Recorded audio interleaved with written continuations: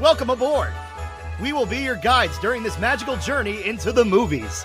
It's the perfect job for us because we love the movies. It's showtime!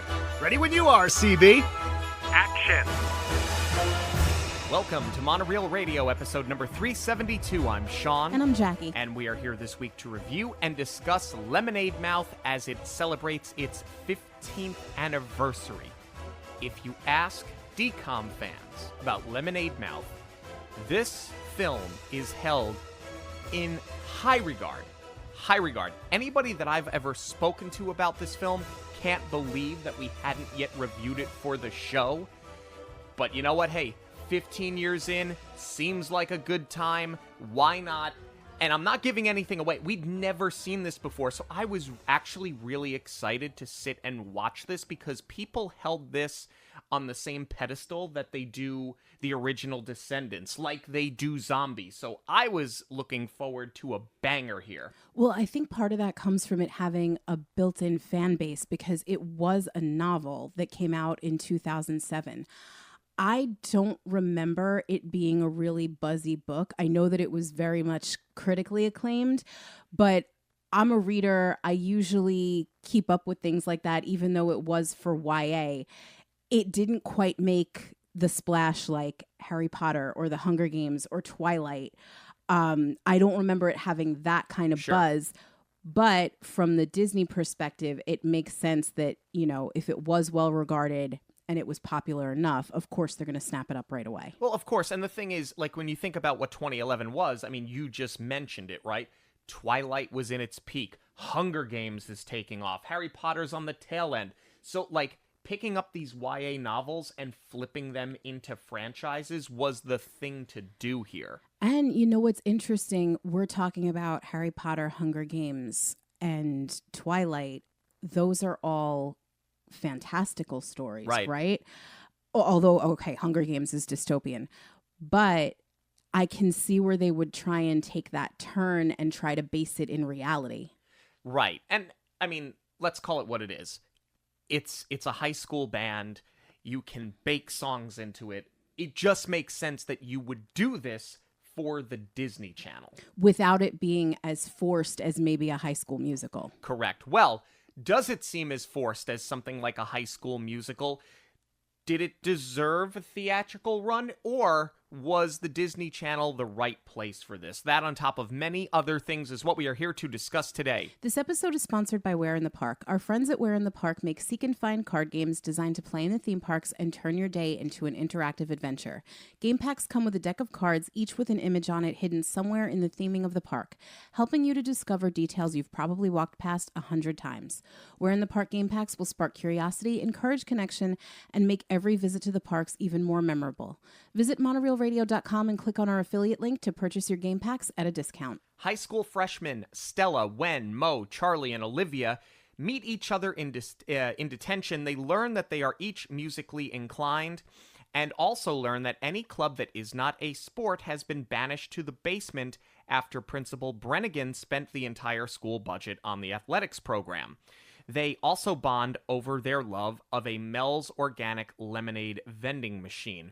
The music teacher, Miss Resnick, sees how talented the five are and encourages them to enter the Rising Star contest and prove that there are bigger things than sports at the school. The five are hesitant to enter the competition, especially Mo, as her boyfriend Scott is in a rival band called Mudslide Crush.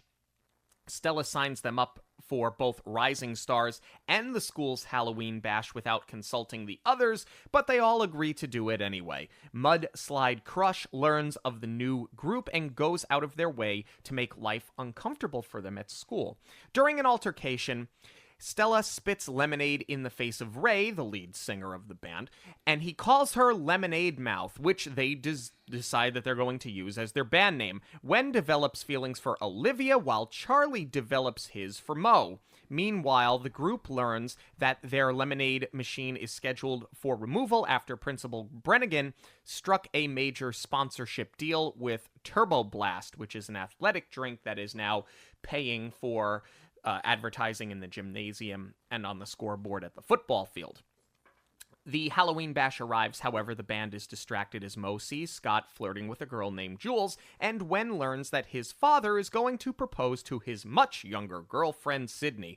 Despite it all, they have a successful debut, and Stella uses the platform to speak out against the favoritism towards athletics, upsetting Brannigan, who cuts the power on their set and bans them from performing or practicing on school property, because Stella had previously promised that she was not going to cause a ruckus and use the performance as a platform. The group and their message remain popular in school despite their punishment, so they get offered a residency at Dante's Pizzeria. Scott becomes Mo's reason for initially rejecting the offer, and Charlie admits that his parents think that he's at soccer practice and they're not sure that they can keep up the ruse. However, after seeing a billboard with their photo on it, they change their mind and play at Dante's every Thursday. One day, Olivia does not come to school, and the band visits her at home, learning that her late mother's elderly cat had passed away. We also learn that her father is in prison and that the cat was the last thing she had from her, as she called it, true family, even though she does live with her grandmother. Their spirits are soon lifted when they hear a local radio station playing their song Determinate on air. However, the celebration is short-lived. The night before, and I'm just going to interject here, this gets a little confusing, okay? The night before Rising Star, which is what Ray says it is, he says, we're going to beat you tomorrow. He arrives at Dante's and disrupts their set, and chaos ensues, costing them their residency. The next day, Charlie admits to Mo that he likes her, but she brushes him off. Her father sees her talking to Charlie and disapproves of him and the band. Mo starts to get sick, and Charlie, angry at home that night, closes a drawer on his hand, preventing him from drumming. The next day, Wen injures his eye hanging a photo and argues with Olivia, who admits that she only joined the band for him, and eventually she loses her voice. Well, the next day, Stella plants herself in front of the truck that is removing the lemonade machine. When the crew removes her, the band jumps them, and they all end up in jail. In the cell, they perform, and they mend their fences as a band, as well as with their families who come to pick them up. Now, that night at Rising Stars, Lemonade Mouth struggles through their various injuries to perform. However, Scott goes on stage to help play guitar, and the crowd sings Determinate for them. Despite not winning Rising Star, the band becomes a success as Scott joins them. They also headline Madison Square Garden, but this is after Stella convinces Mel's Organic Lemonade to sponsor the school's new music hall, and she sort of mends her reputation with Principal Brannigan. So let's get this out of the way up top. This is Breakfast Club, the musical, essentially, right? Yeah.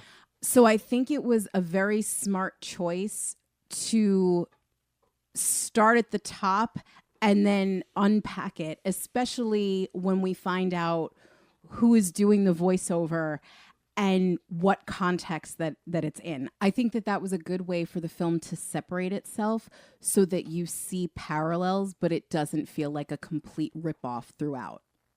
Yes and no. Okay, let me jump to the end of the movie for a second here, because there's no way to not discuss this. We're getting a narration throughout.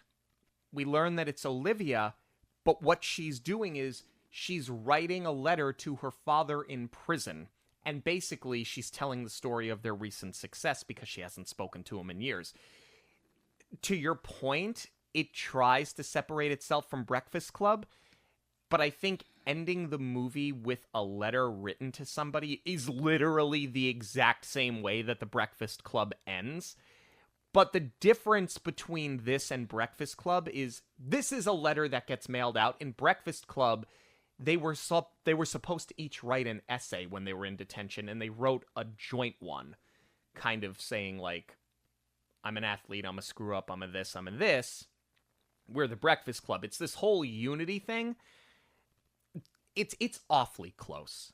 That's the thing. Like, yes, it's a little bit different because it's not an essay, but it kind of follows a very similar formula. I like that that's what they did. I like that that's where the narration went, But to me, it felt more like Breakfast Club because of that. Admittedly, I totally forgot about the essay. And I was actually giving this credit because at first, on first viewing, I thought the narration was like they're doing an interview for the school paper because we know that they've made it. You know, they've revealed that already. So I'm thinking it's either that or like they're doing some kind of like local TV show about how they made it big. So I appreciated that it was a personalized letter, but I'm going to have to redact my statement about drawing parallels because, okay, no, the similarities are there. So it's just with music. You hit it off top. We see that they're a success. I like that we start there and then immediately rewind. I also love this pre-show getting ready montage. Maybe that's just me being nostalgic for the 2011 fashions with the glitter belts and like this glam rock, punk rock thing going. Punk rock is being generous, but definitely glam rock. I really appreciated the throwbacks here, and I think the wardrobe costuming, they hit it right on the head. They do. However, upon first viewing, I was taken a little out of it because the first 5 minutes are just hit with every classic trope possible. Oh my gosh, just one after another. It's one after another, and you've got to do it for 5 leads, right? So you've got Stella, who's, you're late to school on your first day. Also, you transferred in a month into the school year because somebody had to change their job and move across country. Classic.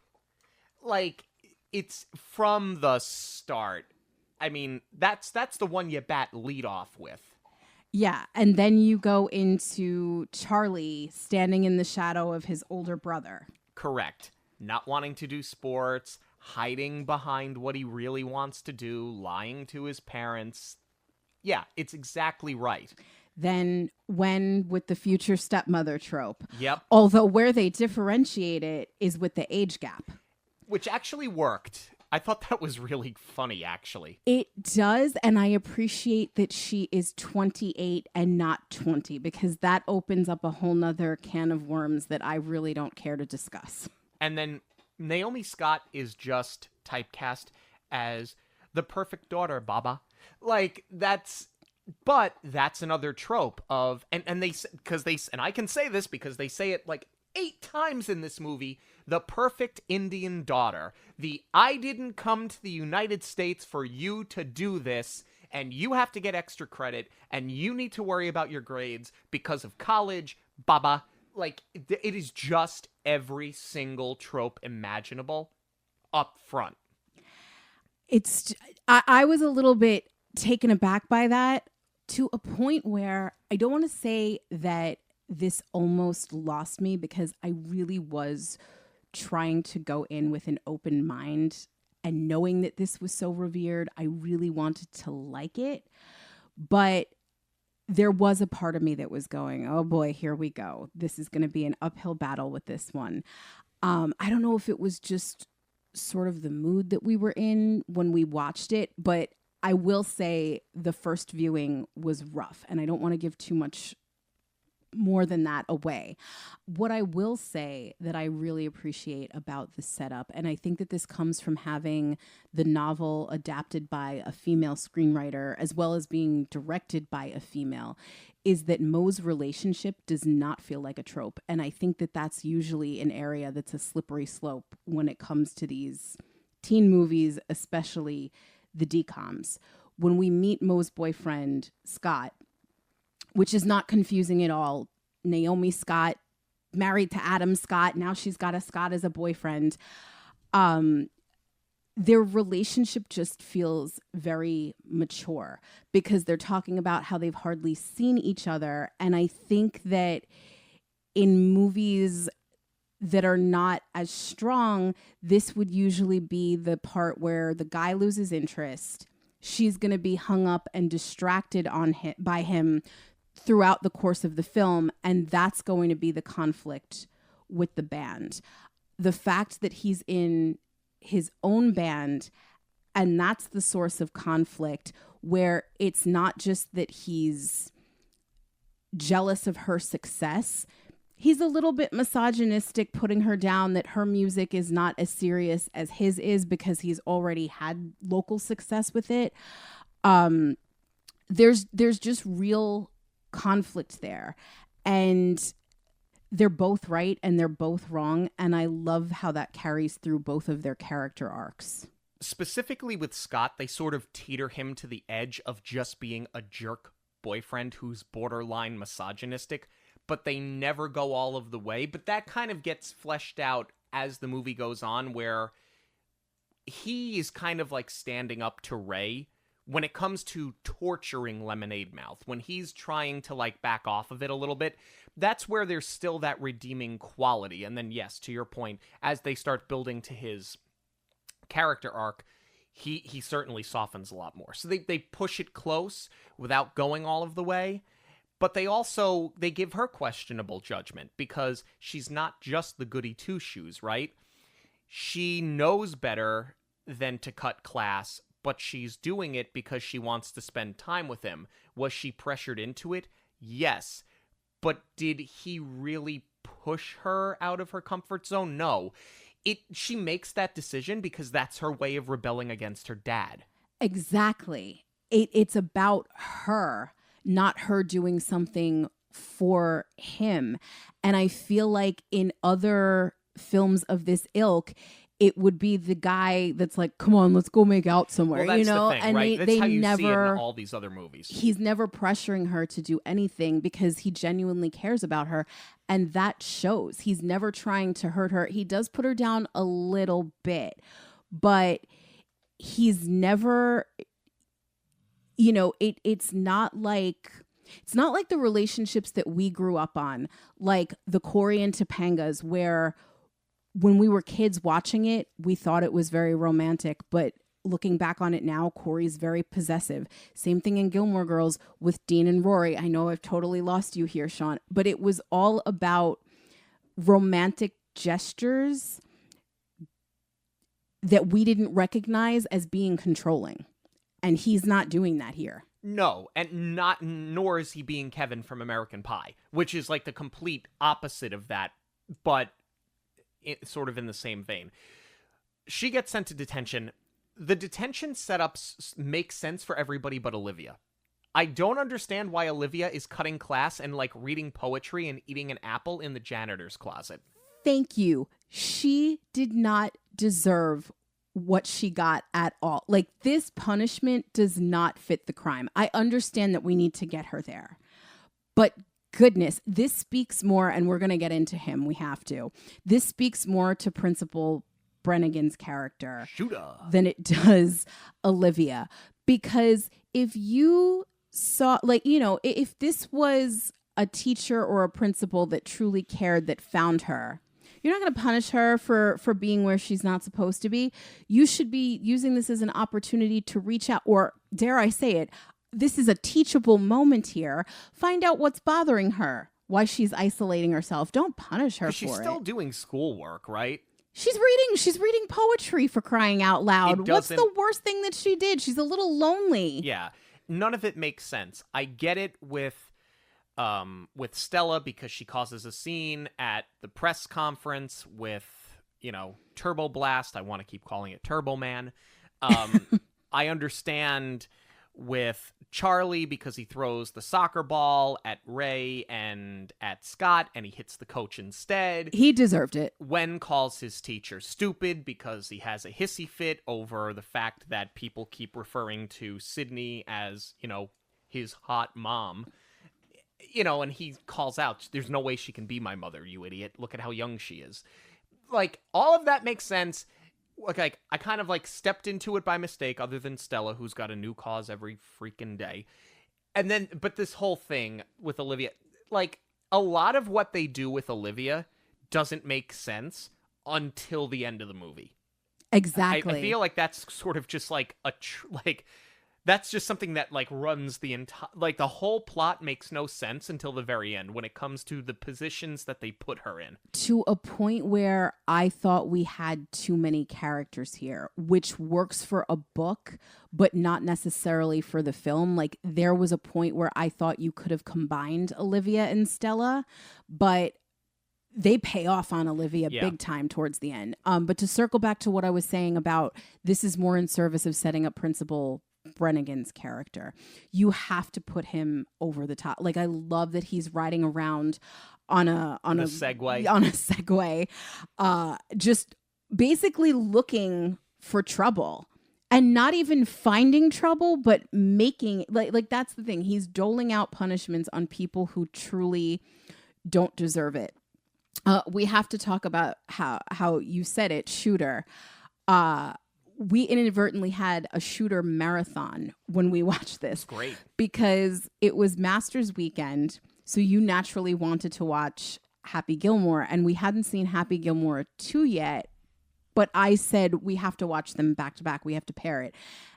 And we started the night with Lemonade Mouth, not even knowing that he was in this movie. So we had a total Shooter McGavin marathon.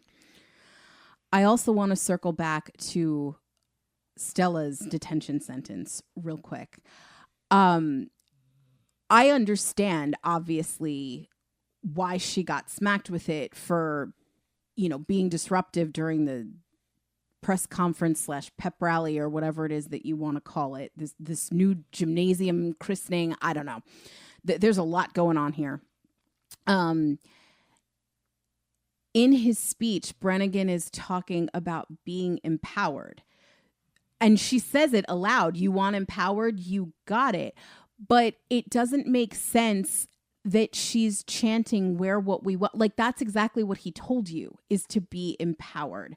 Yes, you had this tiff with him when you first met him about the shirt, but what she really needed to call out was him being a hypocrite. Because if he is, even though it's all fake and he's putting on a show because he doesn't really want them to be empowered, he's just saying it. It just doesn't really make sense that she's doubling down on what he's saying. She needs to expose him right here. And then it's, oh no, I got to silence this one, detention for her. And she's got more of a reason to rebel. All she did was take off a blazer. To reveal a shirt that said question authority. Which is exactly what she's doing. Right. So now we're in detention. We're in the basement. Everything. It's the most like high school thing, most accurate thing. Like all of like the weird clubs. I hate to call them weird clubs. They're not weird. But like the cast out clubs because they're not athletics. Like AV and the chess club. And everything else just gets banished to the underground. But they're not, though, in this case. I mean, when we were in high school, yes, I think that was sort of like a stereotype to what you're saying as far as like the weird club, the unpopular ones. But here, you've got some heavy hitters in this basement. You've got ballet. You've got the drama club is in the basement too. These are real heavy hitters here. What they're trying to establish is anything that is not sports is down here. But I think that this is a big reach that you're banishing the arts. I mean, yes, usually there is some fact in there that when the budget is cut, arts are the first thing to go, unfortunately. So like there is very much a clear point that they're making, and that's all channeled through the music teacher because she's upset that her classroom was banished to the basement. She's a little over the top, but she has every right to be mad about that. But that's the thing, because the arts are banished down here, you are trying, I mean, they name it the underground, for crying out loud. It is the cool, not the seedy underbelly that's down there. It's not the unpopular clubs. Like, this is the place as a student that you'd want to be, or at least I'd want to be. Well, good for you. So this is where we get introduced to the lemonade vending machine, which I thought upon first viewing that Lemonade Mouth was just going to be like motivated by the face they make every time they take the first sip of lemonade, to the point where I'm like, I feel like you don't like this lemonade, and this is why this disgusting machine is banished to the basement with you, because much like you, it's an outcast. Never did I think that they'd actually like the lemonade. Right, because, well, I guess that comes from, they make a very big point of saying it's organic lemonade. So if it's not laden with sugar, that's probably why they are making the face, because nothing else is added that's going to make it taste good or take out the sour. I mean, there's got to be some sort of sugar in it, otherwise it's lemon juice. True. But to your point, it's not one of the big box companies. And to your point, that contains 0% lemon juice. I appreciate that they didn't just leave it here of like, we all like this gross drink, let's call ourselves Lemonade Mouth. I like the payoff later on. Here's where we get the first song. And typically, we don't talk about the song with the plot. We usually hold it for later on. But you made the point as we sat down, these songs are very much built into the plot. I mean, this is very much a musical. I thought going into this that these songs were going to be songs that the band performed that had virtually nothing to do with the plot. It's just, here's another song that we wrote. But no, this is very much where you figure out this is going to be a musical. I thought the same thing, that the songs were going to run independent of the characters. You weren't going to get, the thing that makes a musical is that, and this is where the musicals get the bad rap, right? Is that the characters just burst into song because they sing about how they're feeling instead of having a dialogue about it. But that is what's happening here. And I didn't even realize that. Again, I think I was just in a weird mood the first time we were watching this, because I didn't even recognize, maybe I was just listening to the melody and not so much the lyrics. I didn't recognize that at all, that they are, singing about how their character is feeling. Even in the duets, or even in the song where in the songs where multiple of the characters are sharing the lead. Yeah. It is very much a musical in that respect. It happens too fast, though. I mean, I know we need to get to our first song because we have introduced all of the characters and we very much know who they are. Tropes, yes, but I will say this, they don't feel like archetypes. Yeah. Because they are, they are a little bit, but they've deepened them enough where they're a bit more well-rounded. But what I don't really love is that we know them all as individuals. We've not let it breathe, where they've even had a conversation where I buy that they can just fall into sync with each other and perform a song. I kind of wish they had started with a cover, because I think there would have been more of a buy-in that they all just magically know the parts and can sing it together. Not that we're supposed to believe that they're all just figuring this out and learning Olivia's song as they go. Yeah. And they don't know each other at all. Completely far-fetched as it is, Turn Up the Music, it does showcase all of them very well. I think it's a very good first song. It's a good song, but to your point, it's completely far-fetched that they're all going to do this. Here's the thing, it's one thing during Zombies, right? Or Descendants, where they break into song because they're breaking into a musical number, because they're characters that are performing. The fact that you made them a band and you put them together as musicians, not as characters that sing and dance, you are putting them together as musicians, and they all know the melody and the lyrics of a song they've never heard before. It is very much a stretch.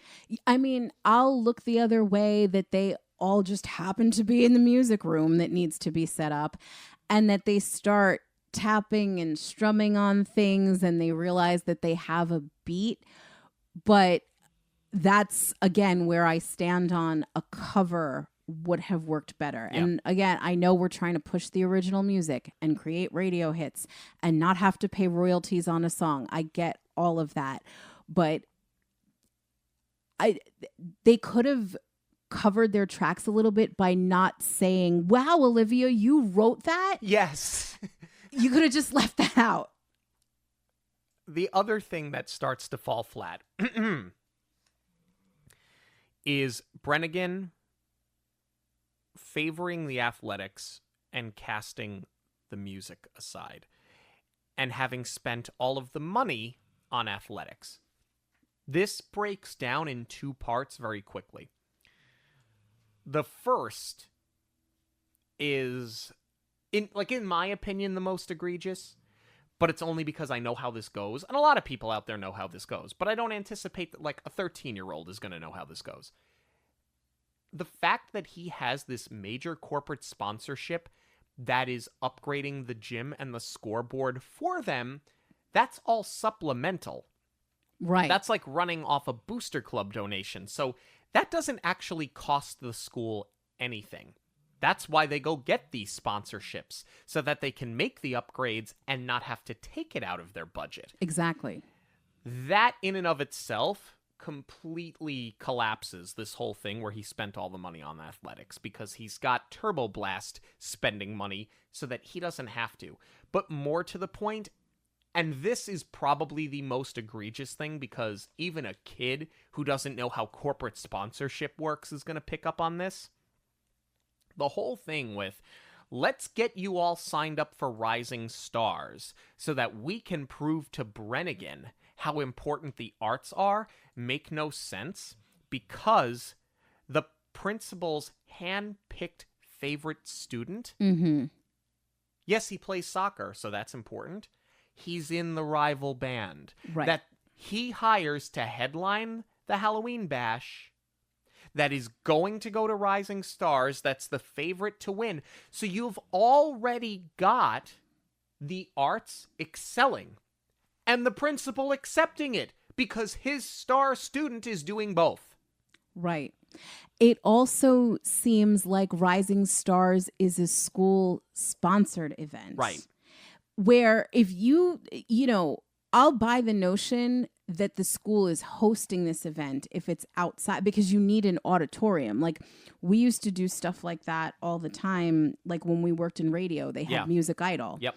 It was a third-party company that would visit high schools, and then the kids would perform like it was American Idol. But it wasn't. It was across Long Island. They did it. Right, and then they would do a finals, and then there would be a Music Idol final. It actually was a fun event. It was, and then the kids who won, they'd get to come and do the countdown on the radio. Right. Which was, there wasn't a record deal prize at the end of it, but there was still something in it for them. But the point is, they had them at each school, but it was not the school's event. And here, there's not like a clear line drawn. So it really doesn't make sense that Brennigan would support Rising Star in any capacity, especially if it is at his school, when he's already banished all of that. Right. So something else that I just have to point out right now, because I pointed it out the first time we watched it, because it stuck out to me, because on first viewing, it was always with Charlie. But then I realized it's not just with Charlie. It's with virtually every character in this film, including the background characters. They love the color purple in this movie. I don't know what it is about the color purple.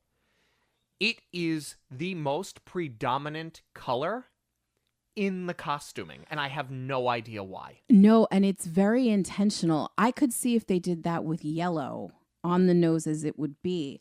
But even with Mo's wardrobe, the more she starts coming into her own, she starts off as blue. And throughout the course of the film, they get her to purple. By the time She's So Gone comes around, she's fully in purple. But yeah, I don't know what it is about that color that they latched onto. Something else I want to point out before we move on to the next song, because we're talking about her transitioning into She's So Gone, her color palette changes, and we just talked a few minutes ago about how sort of her relationship with Scott, right? How it's more mature. It feels mature, right? Something else that feels very mature is actually a line that Stella delivers, as she's still sort of trying to convince them that they should do Rising Stars. It's actually what I think it's the best line in the movie for me, and I'm sort of paraphrasing here. As she's trying to convince them this is the right thing to do, she said, "I don't want to be the random picture in the yearbook or a face that people vaguely remember in the hallway." It's a great moment for her because up until this point, I hate to say, she's kind of annoying. She's the girl that's got that new cause all the time, right? We already talked about that. This gives her a little bit more validity. It puts a little bit of weight behind what she's doing, because it's not just about, I need to have a soapbox and be offended and fight for something new all of the time. She's sort of afraid to be forgotten about, because we haven't really talked about this. She's sort of the forgotten one in her family. And honestly, I don't think they do a very good job of bringing that to the forefront of what defines her as a character, because more times than not, she sort of comes off as pouty, bratty, and rebellious. I feel like they could have leaned into that a little bit more, because when she talks about it, she just seems like she's upset that she's not the favorite kid. So that line to me is very mature, and this is where it's borderline too mature for its own good. Moments like this, moments like that relationship that we have between Mo and Scott, they don't dumb them down. They're almost too mature, but it still works. Like, you just get the feeling that these are very intelligent, well-spoken characters. I just wish for Stella that they would have leaned into this a little bit more, because like this line here is it's the entire character. That's a really great catch, because that was something that I sort of bumped on with Stella's character, that they tee it up in the beginning that she feels sort of like the black sheep of her family, who is very academic and she's very artsy. So that's where she's butting heads with her mom in particular. And I felt like they dropped that thread completely, because she's the driving force holding the band together. And then they pick it up at the end when they go to pick the kids up, and they sort of mend the fence again, more specifically with her mother. But that line actually gives her story more connective tissue than I was giving it credit for. So that was a really great catch. On the topic of Stella being the glue that holds it together, we have our first quote unquote band fight leading into our second song. And I am fully using air quotes and using that term very loosely, because this feels like conflict for conflict's sake. Yes. Because it's not even an argument. It's, I quit. And people start leaving, and it's literally over before it even starts. And I realize we have to create some tension here. It's not going to be all rainbows and butterflies. However, I made the point of saying earlier that we haven't given them time to get to know each other yet, other than creating music. So this would have been a good area to maybe have them butt heads creatively on a very shallow level before we start having them peel back the layers of the onion with each other. This, it's just Mo sort of throws up her hands and she says, hello, I'm classically trained here. And I feel like that's not really a strong argument from her, because she may be classically trained, but it's on an instrument that she doesn't really care about. Right. We see her practicing the violin because it is what makes her father happy and appeases him. So we know that her music means a lot to her. But this is where she should just be happy and grateful to be a part of this band, because now she gets to pursue music in the capacity that she wants to.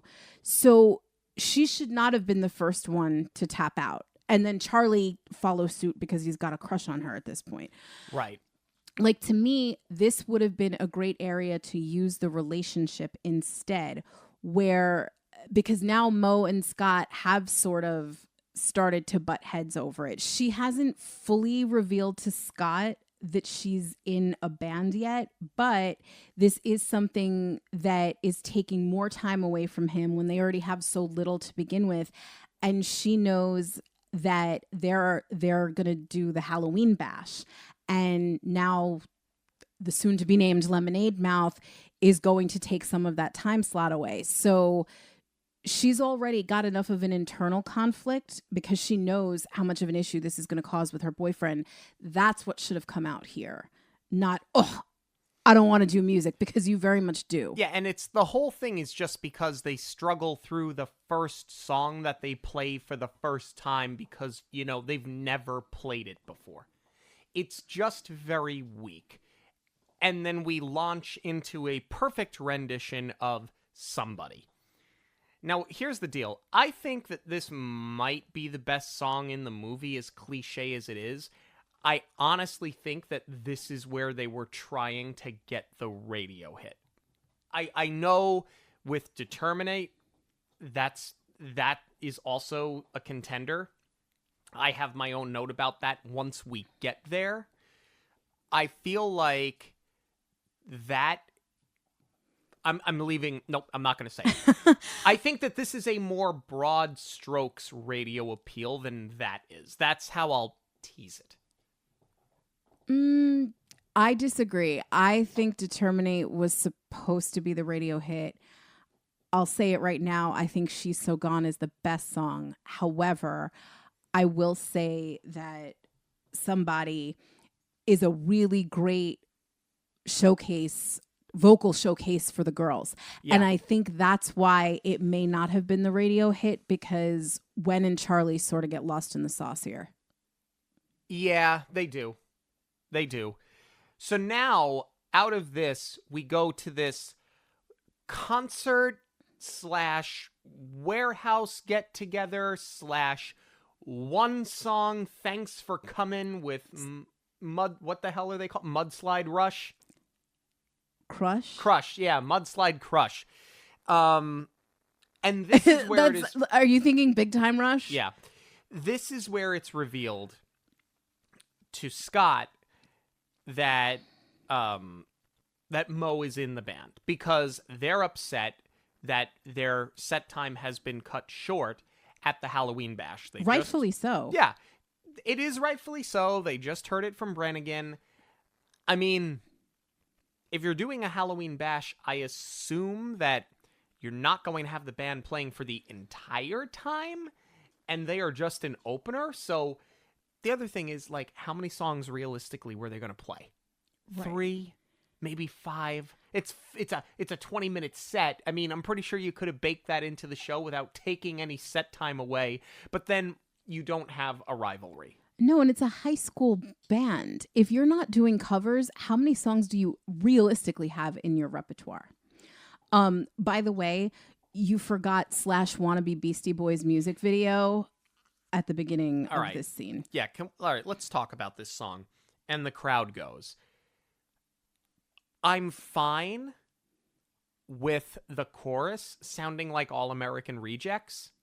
But I was feel thinking like, Neon Trees, but yeah, okay. This feels like two different songs, because the beginning of the song to me feels like Limp Bizkit. I'll give you Beastie Boys, but Limp Bizkit in that it's like, you are trying to sound so tough, but you are so lame, I don't take you seriously. But this entire thing is just odd. I don't know where we are. I don't know why we're there. I don't know why all these kids came out to hear them play one song and it's not even a great tune. Like, it's very much a song of its time. It's very much what was big in 2011. More, but to me, more so in the vein of like a Neon Trees or an All American Rejects. But there is something odd with this, with the beginning of this song, because it honestly sounds like two different songs. Especially, you have to reset and have them come out of the car. Like, I get that we're going for something hyper stylized in the context of the film. So I'll suspend my disbelief a little bit here. I'm even okay with them drawing a crowd for band practice because we've seen this particularly in DCOMs before with what was it? Was it Girl versus Monster? Yes. Where they're at the garage. Yeah, they have band practice in the garage they get her to sing. Right. I think her name was Olivia in real life. Yeah. I believe. Yeah. So I'm fine with all of that. But this is supposed to be a dress rehearsal. You're telling me you're going to have a car on stage that you need to get out of at the Halloween No, you're not. No, you're not. You're not Danny Zuko. Sit down. Not that I am defending Danny Zuko in that horrible movie anyway, but I digress. This is I think you just needed you couldn't have Lemonade Mouth be like this hardcore, and not that this is hardcore to your point. This is like DCOM hardcore. Exactly. Like that's the thing. You have to it has to be villains light. You can't go too over the top with it, which brings me to my next point with the naming of the band. Yes. So we get this quick beat back in the detention/music room where they're trying to throw some things out and see what sticks. And they decide that they want to have a singular, a one-word band title. And I bump on this. It's minutia, but you know I'm going to take it personally because they... Sean's nodding and rolling his eyes at me. Because they say a one-word band, and Wen goes, yeah, like Bon Jovi. Bon Jovi, John's last name is one word. Bon Jovi is two. And then they chime in, oh yeah, like Cher. Cher would be correct. Yes. Madonna would be correct, but not Bon Jovi, but whatever. We got my man's name in... So it's fine. It's fine. But then we get the actual name Lemonade Mouth, which comes from Olivia goes to get a drink from Turbo Time, the vending machine. Yeah. And she starts getting picked on by some of the cheerleaders. And then it gets a little bit physically aggressive with Ray. So the rest of the band comes to her defense. And what I so love about this scene, I thought Stella was going to like rear back and punch him in the face. But this is exactly what I was talking about before. You have to go light with it. You can't make your main characters or even the villains do anything so bad in a DCOM that you just can't come back from it.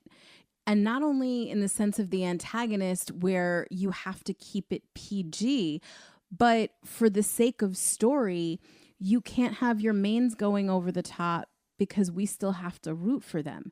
So I love what they did here. I love that they allowed Stella to go for it and spit the lemonade in Ray's face because it's something that is an act of aggression, but it doesn't make her unlikable.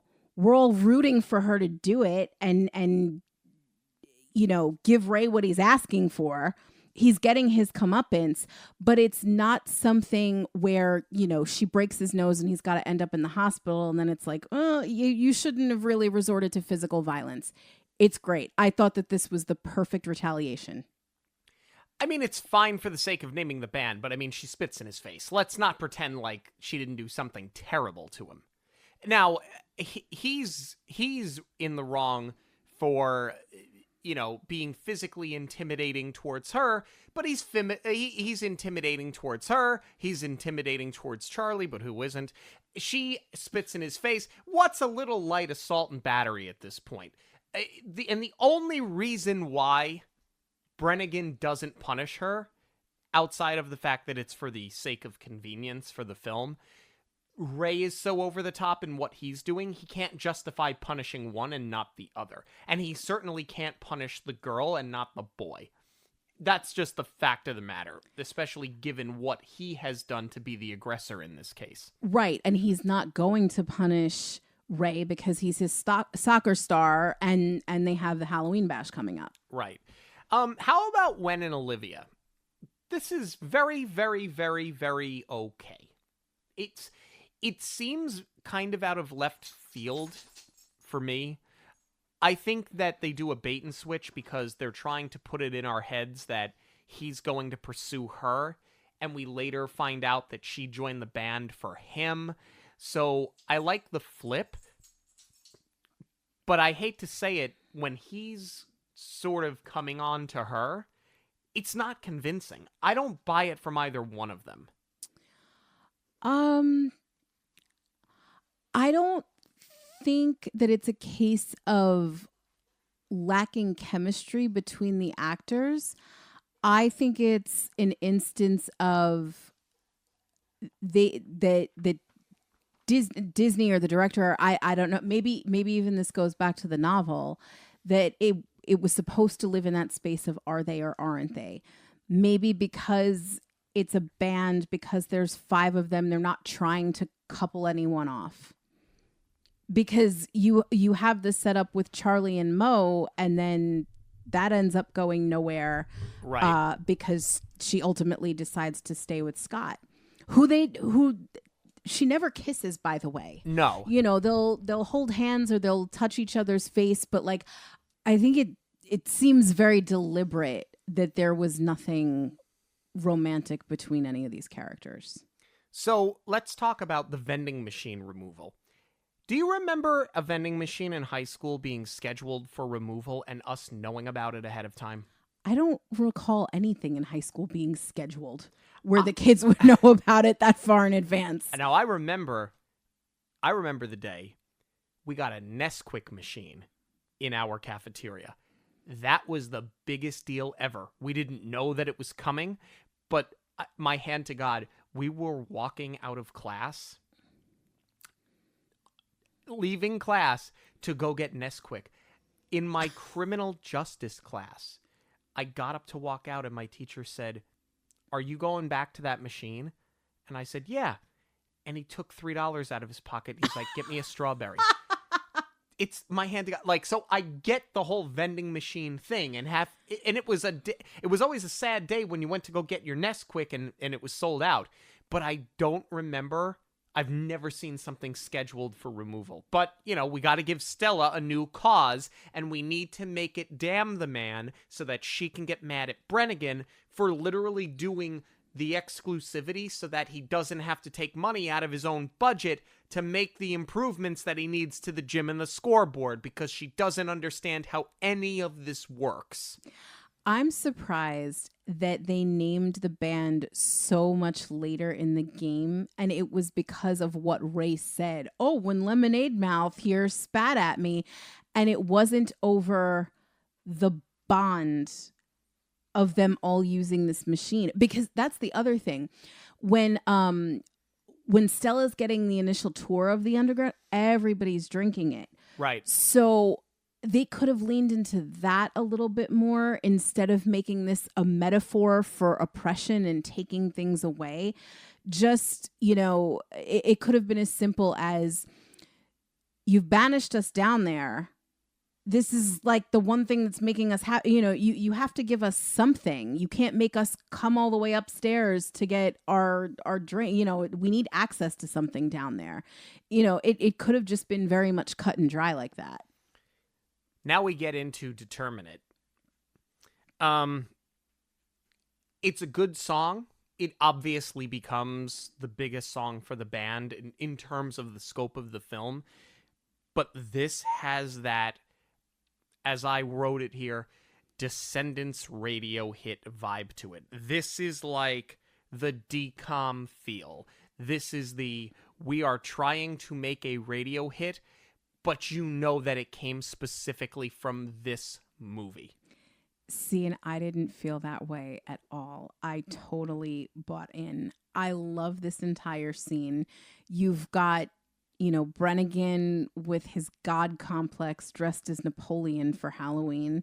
Because it is a DCOM, you've got a little smattering of like really well done Disney costumes throughout. So I thought it was a really fun setup, and gosh darn, it's a bop. And I'm a total sucker for a little choreography whilst playing instruments. Here We Go is the next song, and it comes like almost right after. Well, we do get... See, here's the thing. There is a setup with them taking away the lemonade machine. Now Stella reveals that that's what's going to happen. They pass out the lemonades to everybody. Their cheers sort of becomes like, synonymous with the band. Right. Because people are doing that, after the bash, they're making the motion as they're passing them in the hallway. So it very much becomes a thing. But I thought this was very smart because here's where I think we start to take a turn where Stella isn't just finding causes for the sake of. And this speech is not just the character being rebellious. It's rallying the other clubs. And this is, I feel like, the part we were missing when they're taking the machine away. She's talking to everyone who is not involved in sports, that's been relegated to the basement, that Brennigan did the same thing to all of them, and this is just going to continue to happen. So I thought it was really smart plot-wise, too, because now you've got all of these other kids behind them, not just because they had a good song, but now they're sort of a draw that's going to pull people away, so to speak, from Mudslide Crush and really have the rest of the school invest in Lemonade Mouth. Well, with that said, Here We Go is the song that they play when they go on to this little protest rally, whatever it is you want to call it, over the lemonade machine. This song feels like a leftover. This is by far the weakest song in the movie, and it feels like a song that would have otherwise been cut, but they needed a song here. You actually didn't really need a song here. She could have just said what she said and handed out the lemonade, and that could have been it. This feels like they had to jam another song in. Well, they did technically for the sake of having Brennigan cut the power, but he could have done that just as easily anyway during the speech. Exactly. What I do really love, though, is the setup. As I said, Stella makes a point to rally the other clubs behind them, and the AV club really does that because they have the audio. They recorded it and they're selling CDs. And at first, when the kid approaches Wen, I was kind of like, you're making money off of them? But I love that they struck a deal where it's not just about this kid profiting off of the band. It's that now the clubs are banding together and they get a cut because, they have the master recording. Right. Which is like the modern day music industry, is that the company owns the masters. But then they're still going to pay Lemonade Mouth out on their CDs. But this is what, this is what everyone has been trying to accomplish, is to get the funding for their club. And now Lemonade Mouth is giving the other clubs a means to do that. For sure. Now we get the residency over at Dante's. I thought this was a great way to change up the set. Yeah. Instead of just being in a garage, like, this really worked. I thought this was great. And now you get She's So Gone. It is the perfect song for Mo for so many reasons. It's a great character moment. It just, we knew this about Naomi Scott, but gosh darn, she's got some set of pipes. She's incredible. I absolutely love this song. Like, this was the moment where I wished that I was in the target demographic for this movie, or like I wish that it had come out earlier on so that I was watching it as a kid, because this would have become my whole personality. Something that kind of falls flat, though, after this is Scott. You talked earlier about how mature their relationship is and how it's not dumbed down given the genre, right? Either get on board or don't. Support her or don't. He's standing up to Ray sometimes, and then other times he's upset with her because they're stealing Mudslide Crush's, spotlight. He's in, he's out. He's one of these I have my foot half in the door kind of characters. you're either in or you're out. It gets weak. No, and now he's being a guy, right? Because they're not officially broken up, but he is sort of hanging out with this, well, more than sort of hanging out with this other girl. He's throwing Mo's face in it because they show up at Dante's together. Right. But I do think that he's justified in being mad about them taking time away from Mudslide. I mean, here's the thing. That was going to happen no matter what. Regardless of Mo being in the band or not, they still got time taken out of their set. But he did have a right to be upset with her because she's guilty by association. And, you know, at first when this happens, it did seem very misogynistic because he totally belittles her and her aspirations. But now that Lemonade Mouth has started to have some success, it's not like that's what's driving him to, you know, it's not like the credibility is what's motivating him to get her back. I think him having to watch this song and watch her coming into her own, now he realizes what he's really lost, because he does still very much care for her. Can we talk about the most shocking moment in this movie? I've been waiting for this since we watched it. I mean, the first time is the best time. The reaction the first time when you have no idea that this is coming, it cannot be duplicated. I almost fell off the couch. We had to stop it and rewind it. When they go to Olivia's, her poor cat Nancy is dead. Cat dead details later. Her mother's cat. And she just blurts out while they're all kind of like emptying their souls about the things that they're self-conscious about. Which was completely unmotivated, by the way. Yes. They're there to cheer her up. They all lay on the grass. They start looking at the clouds. And then Stella just opens it up. And because it's got to be about Stella. That's what I'm saying. Well, it does, because she feels like everybody's ignoring her. But I had literally said to you, no one asked you, Stella. And I stepped on her line. And then we were like, oh, what? Yeah. When Olivia blurts out, my dad's in prison. I never saw that come. I mean, like, we have dealt with Disney dead parents, and the focus has been so much on her mom this entire time. That was a bomb drop. Like, I never saw it coming. And I have to say, I thought the way that they handled it was incredible. I'm thinking the writer, again, maybe it was the novelist, maybe it was the screenwriter. Somebody had to have been through this to get the feelings that deep and attack it from all angles of, I love my dad, but he's a stranger to me now, and I'm so humiliated by this whole thing. And we're only going to be a family again when the Angels win the pennant.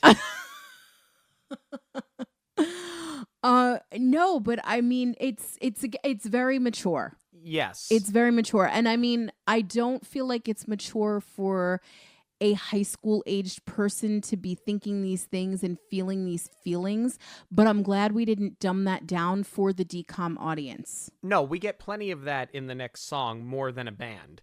Here's the thing. The song is actually really good, but it is so hard to get past how on the nose it is. It is brutally on the nose to the point where it's borderline cheesy. It also feels a little late for them to lock their friendship into place after everything else that they've been through at this point. Cute song nonetheless, though, but this is some of the worst continuity I've ever seen in a DCOM. First of all, it is very jarring that stylistically Stella's brothers are trying to shoot this as a behind-the-scenes music video, because the first time you see them, the shot is so wide. I thought it was the crew. I was like, how did you miss that? But it's not. It's Stella's brothers. And then there's one of the scenes where they're all in the pool, but you can clearly see that Naomi Scott's hair is soaking wet because it's a later take, but it's before we've seen them jump in. Yeah. But, cute stuff. The underwater camera. We see them gelling. We see they're having fun with each other. Yeah, they're eating ice cream sundaes under the water in the pool, getting your mouth full of chlorine. It's great. The cups were empty. They weren't really eating ice cream in the pool. It's bizarre nonetheless. And then there was a part of me that kind of got sad and got angry all at the same time because radio used to mean something. Especially local radio used to mean something. But it's not local anymore. You know why? 'Cause it's cheaper to syndicate one schlub on 200 markets where they don't actually live. And you lose the community and you lose the local because it's cheaper just to pay Elvis Duran or whomever. Ryan Seacrest. But that was American Top 40 is different. That's been syndicated for 60 years. No, but he's got like 12 other shows on iHeart. That they just put them all over the place. Now, there are some really talented people that are syndicated. I'm not saying it's all bad. But radio used to mean something. And when these kids heard their song, independent of a label, on the radio, because the radio station was promoting the local contest for the kids, it brought back a lot of great memories, and it got me really angry at the same time. I can see where you take this personally. I very much do. It made me so nostalgic for this time in our lives working in radio because, it was very much like, it's very much like what our generation has experienced. We were the last kids that had a childhood that didn't include cell phones. We worked in radio, we were kind of the last one standing before it became syndicated. So it definitely made me nostalgic for that, but it also made me nostalgic for this time in my life when I was this age as a freshman in high school, the age that the kids are now. I remember watching, because that was when I really got heavily into music, and I would watch Total Request Live every day. And I remember they would conduct these interviews on MTV, and one of the first things that they would always ask when they broke a new artist was, where were you when you heard your song on the radio for the first time? And everybody would have this crazy story of, I was in the car, I had to pull over and jump out and do cartwheels or whatever it is. It was such a big moment in an artist's career. And it's just sad that that's sort of all lost now. But to your point, here's how little radio actually meant, because they got it very wrong here. The radio station is WRIZ. Now, I will give them this. In the novel, this film is set in Rhode Island. So you would have the W as the first call letter. I see where you're going with this. A lot of people don't realize that anything east of the Mississippi starts with a W for the call letter. Anything west starts with a K. And this film is supposed to take place in Arizona. So you would have had something like a K-Rock. Yeah. For the call letters. But to your point, nobody's really going to catch that because nobody cares that much about radio, which is really sad. You know what we also don't care about? Accountability when it comes to Ray. Nobody wants to hold this punk accountable for anything that he does. He shows up at Lemonade Mouth's residency at Dante's. He heckles them while they are performing. He storms the stage. He takes the mic. He causes a scene. Chaos, like DCOM chaos for sake of DCOM chaos. Right. But then he rips the hoses out of the soda guns and starts spraying the staff, including the owner, with water. So naturally, Dante decides he's going to punish Lemonade Mouth by taking their residency away. Why does nobody hold Ray accountable for a damn thing that he does? I know, the kid gets away with murder, but I think this is one of those things where the mentality is, well, if you weren't here, this never would have happened. And none of those kids would have been there spending money either. And that's where this DCOM is so elevated. I thought we were a step above of, the riffraff, the rock and roll kids. You're all bad. You're all the same, and it's not fair that they got lumped all together like that. And now the comedy of errors. Oh my gosh. With these injuries. I will say at least they started planting Mo getting sick at Dante's, so that didn't come completely out of left field. But this is also where the warped timeline starts, where Ray said the rising stars tomorrow, and they just keep adding days. And nights. And new days. And new nights. I understand Mo loses her voice. She can't perform. Olivia screams her voice away because she's upset with Wen. Charlie, Chucklehead, closes a drawer on his hand. And breaks three fingers. Wen gets a black eye, and that prevents him from playing. That was rough. That was rough to watch. That was a sharp corner. Yeah, well, also, who sticks their face directly underneath a frame while they're hanging it? Like, face flat against the wall. Also, like, how hard did it hit you? It's not like it dropped from a height. It was a light frame. But it wouldn't have prevented him from playing. Go talk to Stevie Wonder and ask how it's working out for him. I got a black eye. I can't play. Yeah, this whole thing is just so out of control. Especially then Charlie's in a sling for broken fingers. It doesn't make sense. I mean, I understand film is a visual medium, but for crying out loud, we saw what happened. We know he's injured. Like, you could have... He's had drumsticks in his hand the entire film.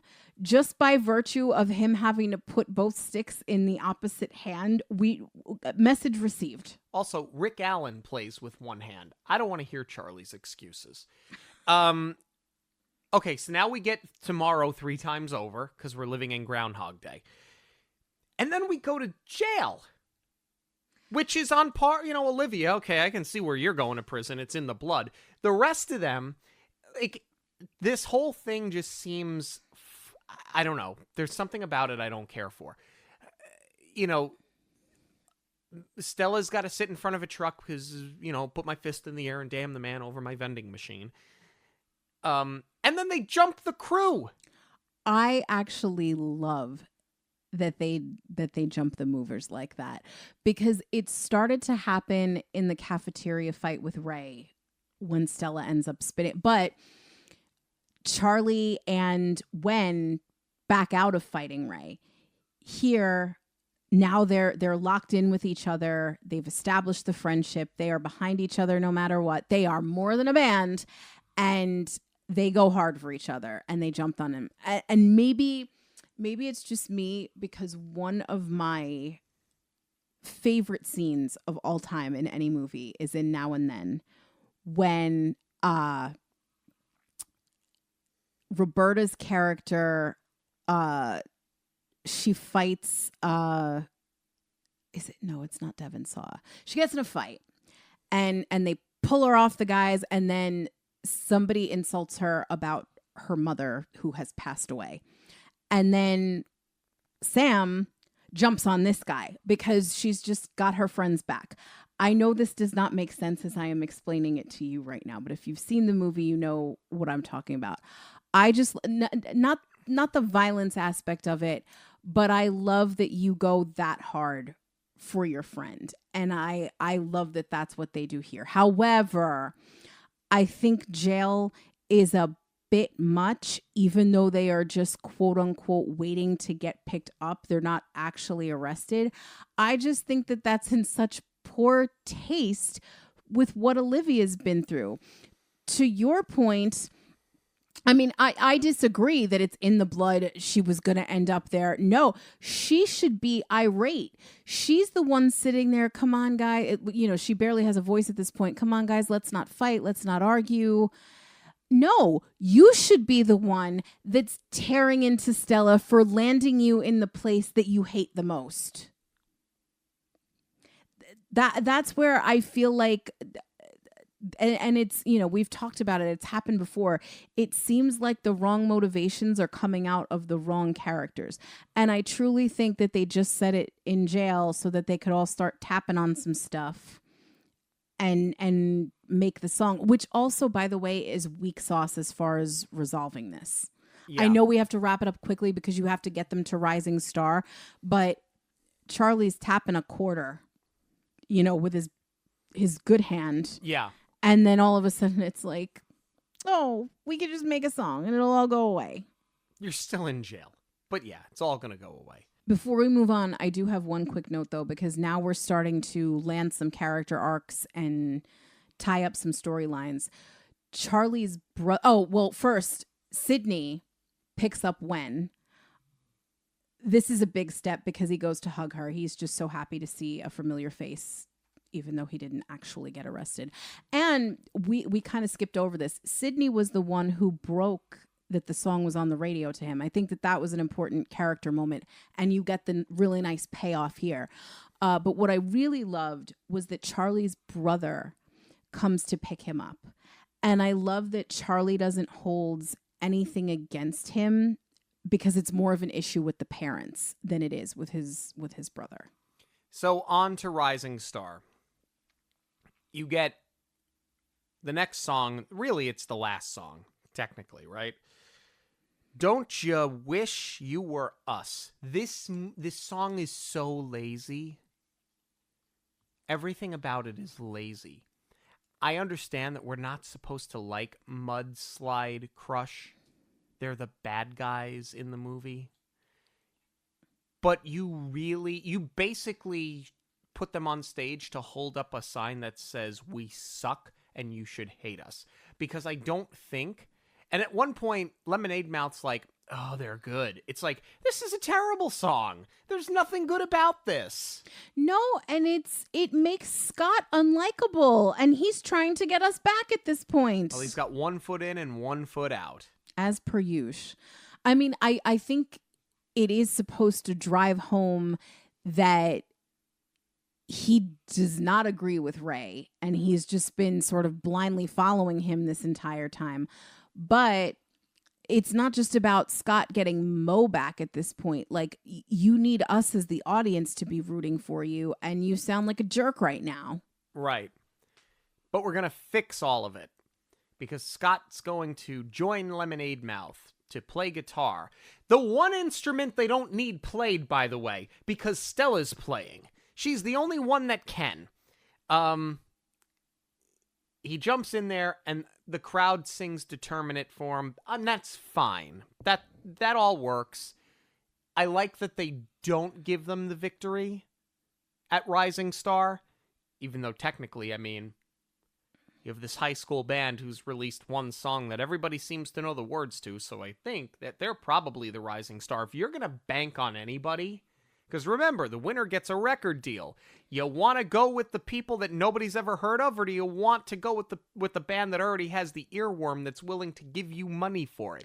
Yeah, because the record company doesn't care who actually wins this competition. Well, apparently they do, and it's not Lemonade Mouth.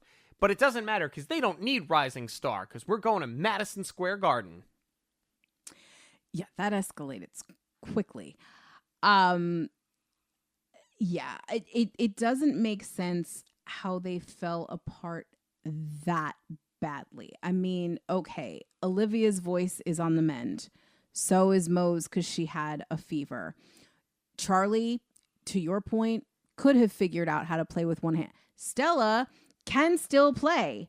So as you said, the guitar is the last thing that we need. And Wen has no excuse with his eye. You can play the piano.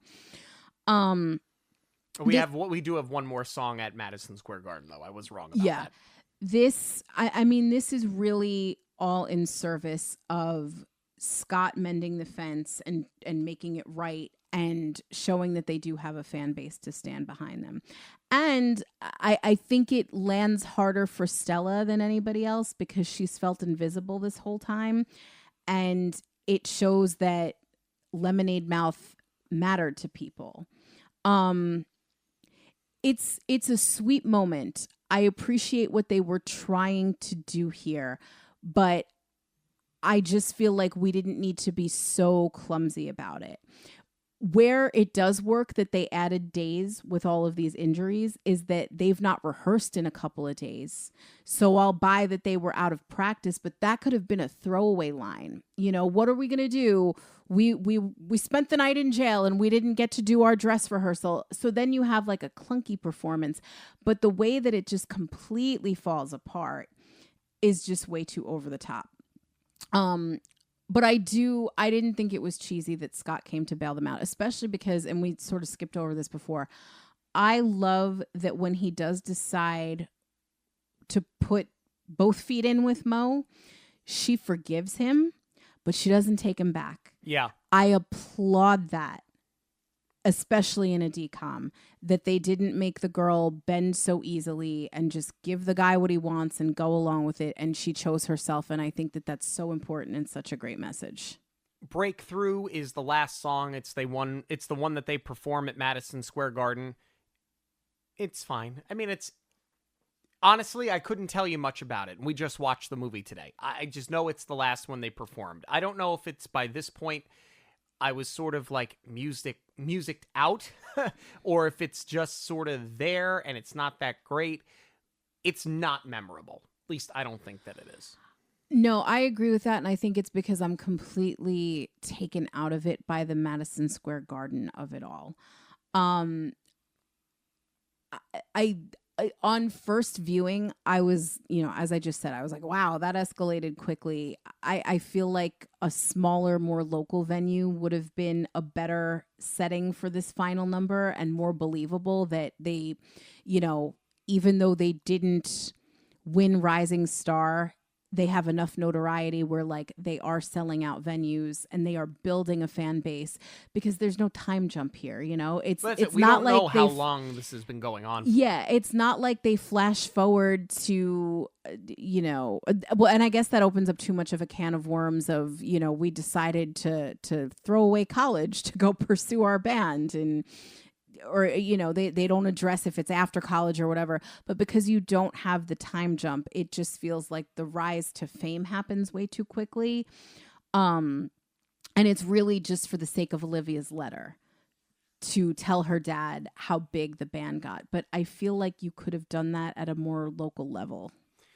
Are we ready to discuss our cast? Yes. Let's start with Olivia, played by Bridget Mendler. She was really good. I mean, I thought her performance all around was really good. I'm not sure that I buy her with Wen, but I don't blame her for that. I don't think that it was a flaw in her performance. I think she was otherwise pretty strong. I thought she was really great, actually. I think she's a very talented singer. But the acting I was really impressed with because she's got to do a lot of heavy lifting. And she never plays it too dramatic, particularly in that scene with Wen where she storms off and she's like, I did it for you, you jerk. It's a great delivery because she gets angry, she gets a little emotional, but it's not over the top where she runs off crying. It's just that she's legitimately mad at him and she makes herself heard without being hysterical. And the scene where she reveals that her father's locked up, that's her best scene. She's incredible in it. Then you've got Naomi Scott playing Mo. I think Naomi Scott, personally, I think she was probably the most talented one in a very talented cast. They're all really good. I think she was the most talented one. I think we saw that get plussed up in Aladdin. You can see where this was a jumping off point to get to that role, Baba. But she was really, really good in this. I agree. I think they're all great, but you're right. She was a standout. I mean, I can't even say that she was leaps and bounds above everyone else, but this is one of those roles where it's like, oh, you know she's going to be big someday. Yeah. Haley Kiyoko plays Stella. I think the performance is very good. I don't care for this character, though. I think she tries too hard at times, and I think that it was, to echo something I said before, I think at times her motivation is so poorly written that she comes off as rebellious for the sake of. She comes off like angsty teen on steroids for the sake of, and I don't think they did a lot of favors to this character. I think that that's a result of the book being adapted to a film. I think you lost a lot of this character. Granted, I have not read the book, but I just feel like they didn't give her enough to bite into because they didn't have enough time. And, you know, while all of these young actors are great, and I do appreciate them having a rounded out band of 5, that's maybe something that they could have done in the adaptation, was merge 2 of the characters together. And I think that's the thing, is Stella suffers the most because of it. Adam Hicks plays Wen. I like this character. He's a lot of fun because they didn't lean into, let's just call it what it is. They didn't lean into the nerd thing, which they very easily could have done. They also didn't lean into the rich boy thing, which they very clearly could have done when you see his house, because he lives basically on a horse farm. He's aw shucks and woe is me, but he's not a weak character. I think they sort of played him down the middle, and I think it worked for the character, and I think it worked for the performance. I think he gets a little pouty at times. And I mean, I'm glad that Olivia does put him in his place for that. Like, you're lucky to have any family at all. You know, she tells him how it is. But yeah, I think sometimes he's a little bit too whiny, and I definitely could have done without the rapping. Yeah. Blake Michael plays Charlie.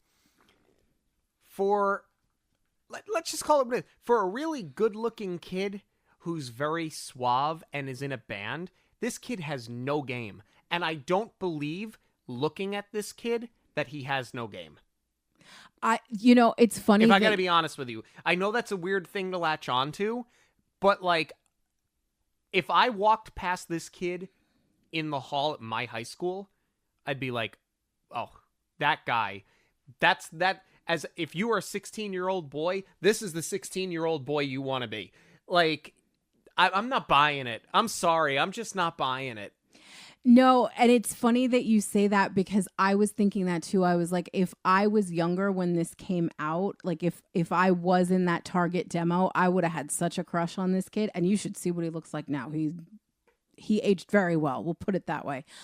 But you know what's funny too? It wasn't until the end where they sort of like land everybody that I realized more parallels to the Breakfast Club in how they look, because he looks like Judd Nelson's character. Yeah. Stella, whose haircut I love, does sort of look like what's her Ali Sheedy's character. I can't think of it right now. I can't remember, but Ali Sheedy. Yeah. And Olivia does kind of look like Molly Ringwald. I think this was all like very intentional here. Wen does not look like Emilio Estevez. Oh, but He does kind of look like oh my God. Why can't I think of Anthony Michael Hall. Thank you. Yes. All right. Well, Anthony and Michael Hall, not in this movie, but let's talk about a couple of more characters who are. Nick Rue plays Scott. The performance is what it is. I don't like this character very much. You're in, you're out, you're nice, you're mean. I just don't care for the character. I don't think his performance is bad. I think that his performance is as confusing as the character is completely. I couldn't disagree with you more. I will say, I think that they cast an actor that's a little bit too old to play high school, but it does really help sell the maturity of this relationship. And I think that that's because he is a talented actor and he really brought that quality to this role where I buy this as more than just a high school relationship. Like, this isn't just a kid with a crush. It's not just a boy in high school who wants to make out. Like, this is a guy, I don't want to say a man because he's not a fully grown adult yet, but like, this is a guy who wants to pursue a future with Mo. He's not just thinking about the short term. And I really appreciate when movies do that, especially well, not just movies, but TV shows too. But for anything that's aimed at a younger demographic, for anything that's high school or tween, I appreciate when they write mature relationships and they don't belittle teenagers' feelings. Just because, you know, I think it's easy to write it off as you don't have that much life experience yet, and you know, you're never going to make it past the high school sweetheart stage. You know, I don't like when that gets written off. I appreciate when it can be treated as an adult relationship. Tisha Campbell plays Miss Resnick. I mean, if you were looking for that eccentric, quirky teacher, you cast perfect. I mean, she pulls that off like spectacularly. I love that she does not give one iota about these kids in detention. It's just, how can I use them to get back at Brennigan? Played by Christopher McDonald. Shooter. Like, just put him in everything at this point. I love him. Is this his whole career, though? Yes. I mean, I'm not that familiar with the actor, but like, is this the whole thing? Yep. What you see is what you get. It's just that smarmy God complex. Yep. All right. Final thoughts on Lemonade Mouth. I'm going to go first. I think this is probably one of the better DCOMs. I liked it a lot more the second time around. It's not without its flaws. There are a lot of inconsistencies. There's a lot of things that feel forced. There's a lot of things that feel like we had to stretch a movie out to reach the 2 hours of TV time. Did it need to be a theatrical release? No. I think for what they did, Disney Channel was the perfect spot for it. The songs feel big. The songs feel bigger than a lot of other DCOMs. When you think about it as a total package. Does it have rewatchability? It probably does. Is it one I'm going to rush back to watch? No. But I can see where people who love DCOMs really like it. I'm probably putting it on... I'm going to put it towards the top tier. I don't think it's as good as Zombies. So maybe like a step below that, but I think you're still putting it in good company. I cannot believe the day and night difference between our first and second viewing. After that first viewing, you know, between the tropiness of all the setups and then the bomb drop of the dad being in prison, and then these comical injuries that should not have hindered the performance the way that they did. I wasn't really looking forward to watching it again, just because I thought I was going to have to sit there and find things to like about it for the sake of not sitting here and bashing it. And I'm not saying that because I know that people really like this movie, and I'm not trying to agree for the sake that it was critically acclaimed, but I was genuinely trying to find things to like about it, because I don't want to sit here and deliver another boring review of, oh, here go Jackie and Sean again bashing on a DCOM because they're not in the target demographic and they didn't grow up on this film. And it's going to get very stale very quickly. And all that being said, I think we were just in an odd mood the first time we watched it because I so enjoyed it the second time. And not just because I was looking for things just started to click more. I realized, the music is very much written as a musical and it's doubling down on what we're seeing in the scenes and getting us into the headspace of the character in a deeper headspace. There are still, as with most DCOMs, there are a lot of story issues where certain things are forced to get to those songs, but this is certainly not as egregious as some of the other DCOM musicals. And I will say, I wish this had come out when I was younger, before I am looking at it through the eyes and through the lens of a story producer, because that's where I am seeing issues with the story. I think if I was watching this at 12, 13, 14 years old, none of it would have even occurred to me. Or if it had, I would have looked the other way on things that felt forced, and I just would have enjoyed it so much more. But that said, I enjoyed it so much now.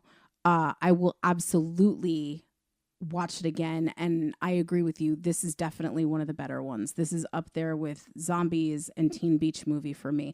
I would even go so far as to say this feels less DCOM. I mean, not in some of the tropes, but the maturity feels more in line with what we like about Prom Pact and Chang Can Dunk. It really feels like it's, teetering on the verge of that. But I really, really liked it. We want to know what you have to say about Lemonade Mouth. You can let us know on all forms of social media at Monoreel Radio, or you can send us an email, monoreelradio@gmail.com. News of the week is coming up, but first, a quick break. If you've dreamed of setting sail with the Disney fleet, Jackie will help you from booking to Bon Voyage. She will not only assist you with your cruise package, but also help with your stateroom selection, pre- and post-cruise accommodations, ground transportation, onboard activity reservations, and port excursions. Whether you are traveling as a couple, with a family, a large group, or even solo, Jackie will customize the perfect cruise itinerary for you.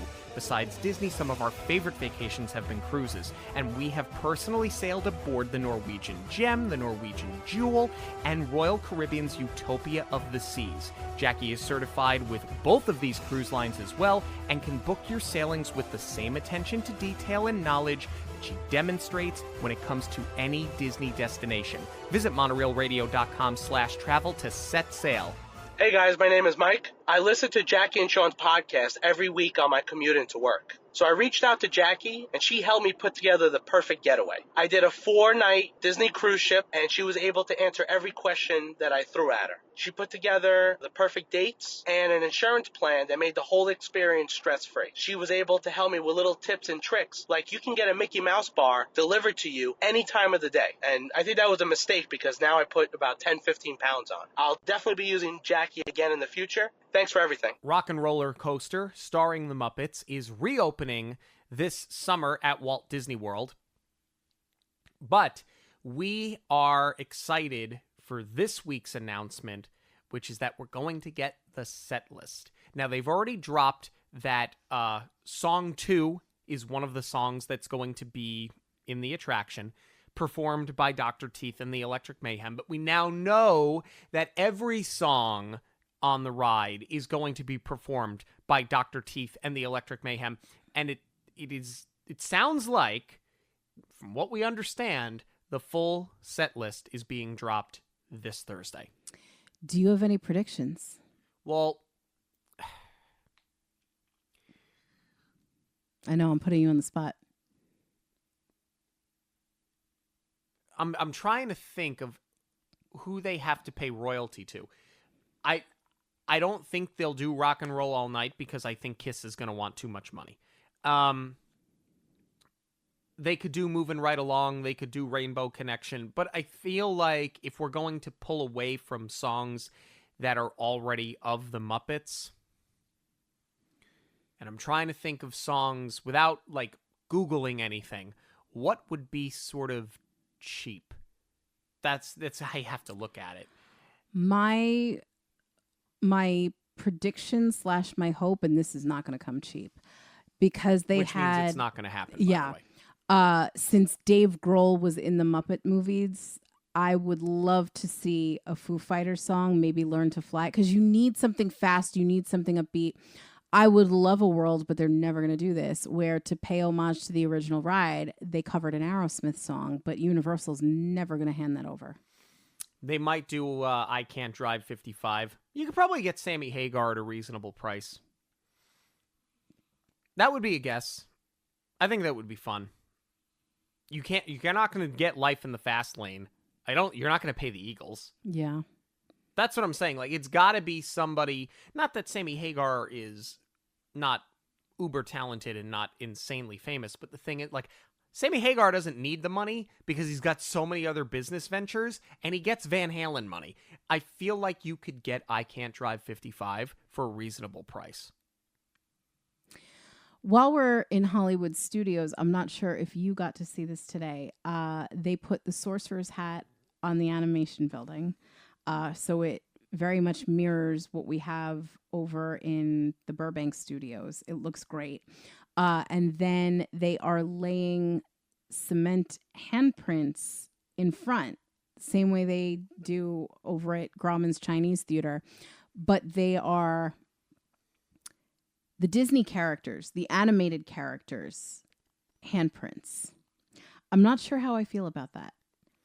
I like the idea of keeping that tradition, but to see Mufasa and Simba's paw prints, I don't know. I think I'm going to have to, I mean, look, I don't want to complain because I'm just so happy to have the animation courtyard back, but I should probably reserve judgment until I am standing in it. Yeah, I mean, they have the Disney Legends over on the Burbank lot, but that's not what this is. And you've already got this, to your point, at the Chinese Theater, so to extend it out, but it's not going to run from one to the other. It's just there's going to be a big gap. Yeah, I can take a pass on that. I kind of wish they had paid tribute to the animators and let them do, especially for the films that were actually drawn here. Right. Well, it'll be interesting to see how it all plays out. Thank you so much for joining us this and every week on Monoreel Radio. Monoreel Radio will always be free, but there are many ways that you can support the show. Please give us a rating wherever you listen to podcasts. Join the conversation on social media at Monoreel Radio on all major platforms. Share your favorite episodes with family and friends who may enjoy them. And of course, book your next trip with Jackie. Links to everything can be found at monoreelradio.com. We all get one story. Make yours a magical one. On behalf of Monoreel Radio, we'd like to thank you for joining us. We'll see you at the movies, the stuff dreams are made of.